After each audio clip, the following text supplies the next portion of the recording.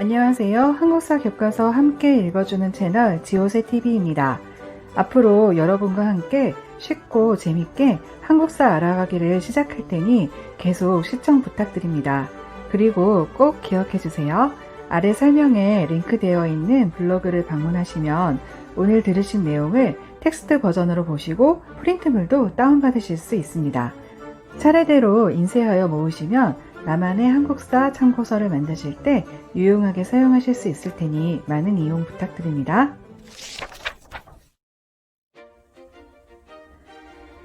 이번 시간은 이름만 들어도 가슴이 뛰는 시대, 고구려로 떠나는 첫 시간입니다. 오늘은 고구려의 건국부터 나라의 기틀을 세워가는 성장 과정을 살펴보면서 국가 체제가 정비되는 모습들을 한번 같이 알아보도록 하겠습니다. 기원전 37년 부여에서 남쪽으로 내려온 고주몽이 졸본을 도읍으로 하여 건국한 고구려는 부여 계통 이주민과 압록강 유역 토착민이 함께 연합했던 오부족 연맹 왕국입니다. 주몽은 고구려를 세운 건국시조답게 천재의 아들인 해모수와 강의신 하백의 딸인 유아 부인을 부모로 두고 아래서 태어난 아주 신비한 탄생선화를 가지고 있습니다. 그는 동명왕 또는 동명성왕이라고 불리는데요.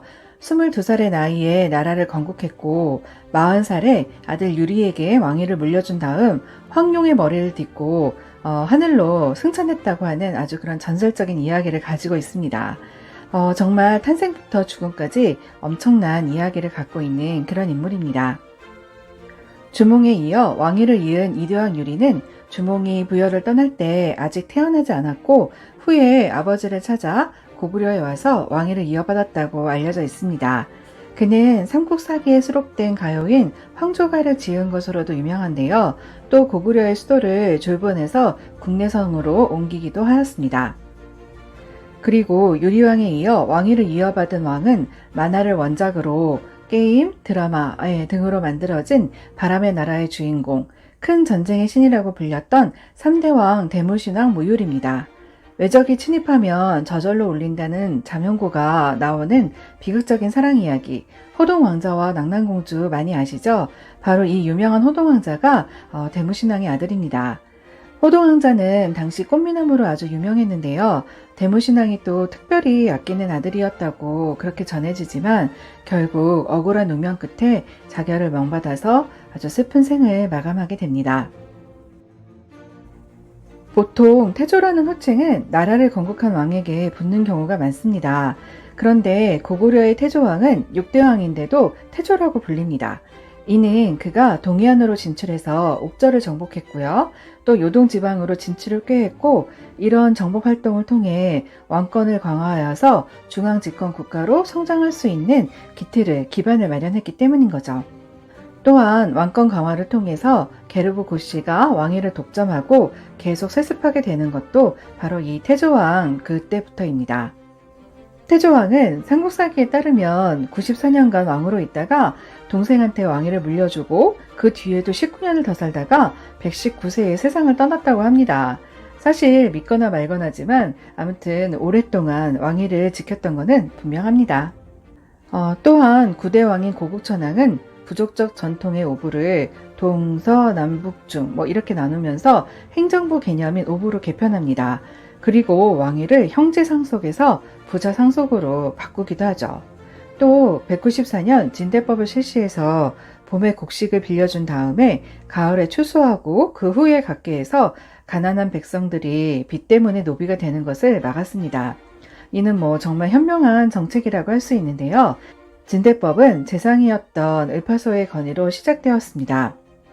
왕의 입장에서도 세금과 노역을 담당하고 있던 일반 백성들이 자꾸 귀족들의 노비가 되어서 귀족들만 그 세력이 커지는 게 좋을 리가 없는 거죠. 사실 을파소는 시골에 묻혀 있었던 촌부였는데요. 농사를 짓고 있었던 그런 촌부였는데 그를 믿은 고국천왕의 과감한 기용으로 고구려는 선진적인 모습을 갖출 수 있었습니다.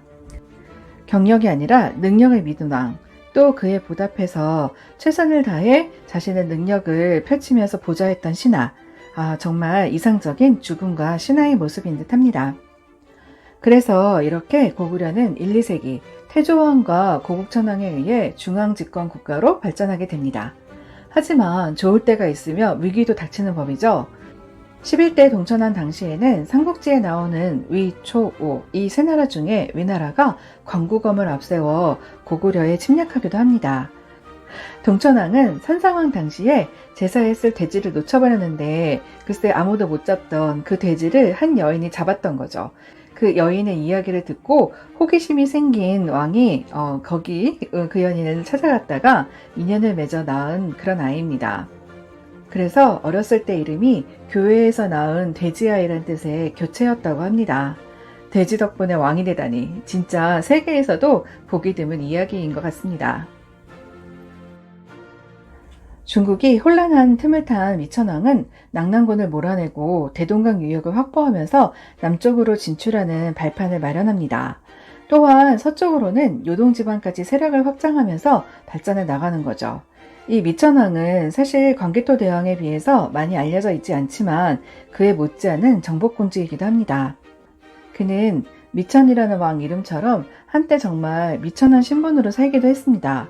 큰아버지였던 봉상왕이 동생, 즉 미천왕의 아버지인 돌고를 죽이자 신변의 위협을 느꼈던 어렸던 그는 멀리 도망을 가게 되죠.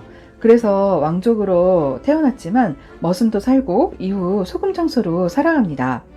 하지만 결국 폭정을 거듭했던 봉상왕이 국상 창조리의 주도 아래 쫓겨나게 되고요. 그래서 미천왕이 왕위를 이어받은 아주 드라마틱한 이야기를 갖고 있는 그런 사람입니다. 그리고 아버지 미천왕에 이어서 왕위를 이어받은 고구원왕은 좋은 군주가 되고자 했지만 끊임없는 외세의 침입, 또 그가 벌인 또 전쟁 이런 걸로 아주 바람잘날 없는 재회기간을 보냅니다. 당시 중국은 5, 16국 시대로 어지러웠던 시기였는데요. 그 중에 하나였던 전현이라는 나라의 침입으로 국내성이 함락되기도 하였습니다. 그러다 끝끝내 당시 최고의 전성기를 구가하고 있던 백제 근초고왕, 이 사람의 공격으로 평양성에서 전사하게 되면서 고구려는 정말 엄청난 위기를 맞이하게 됩니다. 자, 그럼 고구려 초기 왕들의 업적을 한눈에 보기 쉽게 정리한 표를 프린트물에 함께 넣어둘 테니 꼭 아래 설명에 링크된 지오세TV 블로그를 확인해 주시고요. 끝으로 태조왕과 고구천왕의 업적을 쉽게 기억하는 방법을 소개해 보겠습니다. 우선 태조왕, 태조는 옥저 클리어, 요동 찌르다가 왕위 독점, 이런 식으로 간단 정리해서 한번 기억해 주시고요. 고국천왕은 고국천이는 부자라서 진짜로 오구오구 잘 먹었어요. 이거는 고국천왕 2세기 부자상속 진대법 오구를 오보로 개편 요거를 이제 넣어서 만든 말이니까요. 이렇게 기억해 주셔도 좋을 것 같습니다. 오늘은 고구려의 건국부터 나라의 기틀을 마련하는 성장 과정에 대해서 알아보았습니다. 다음 시간에는 소수림 왕부터 시작해서 고구려 최고의 전성기, 우리나라 역사상 가장 광활한 영토를 소유했던 광개토 태왕과 장수왕의 시대로 떠나봅니다. 들으시고 도움이 되셨다면 구독과 좋아요 또한 부탁드리고요.